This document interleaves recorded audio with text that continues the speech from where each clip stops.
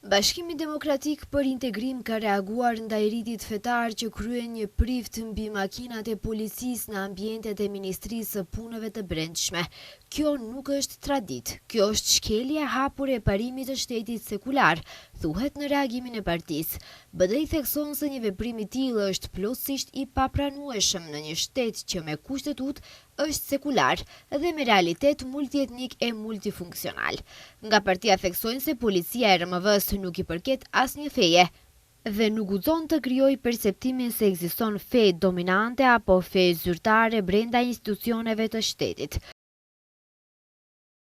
Kur hapësira dhe mjetet shtetërore përdoren për rituale të vetëm një konfesioni, mesazhi për të tjerët është përjashtues dhe i rrezikshëm, se institucionet publike identifikojnë me një religjion, duke nënvlerësuar dhe përjashtuar të tjerët. Kjo nuk është simbolike e pafajshme, kjo është institucionalizëm i fesë dhe shkelje drejt për drejt e kushtetutës. BDI vlerëson se është veçanërisht ofenduese që këto automjete janë blerë me paratë të gjithë taksapaguesve dhe do të përdoren nga pjesëtarë të policisë të besimtarëve të ndryshme e askush nuk ka të drejtë të shënojë institucionet publike me simbolik të një besimi të vetëm.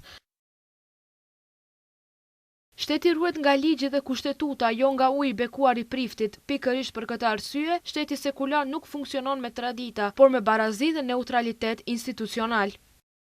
BDI kërkon sqarim të menjëhershëm publik se kush e ka autorizuar këtë veprim, mbi çfarë baze ligjore dhe me çfarë qëllimi dhe përgjegjësi institucionale për çdo zyrtar që ka lejuar ose nuk ka parandaluar përdorimin e hapësirave dhe mjeteve shtetërore për rituale fetare.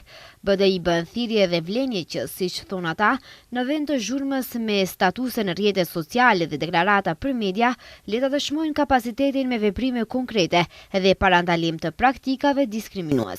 Sipas fotografive të publikuar, automjetet që spërkaten nga prifti janë pjesë e 120 automjeteve të reja zyrtare të MPP-s të promovuara më 26 dhjetor të vitit të kaluar.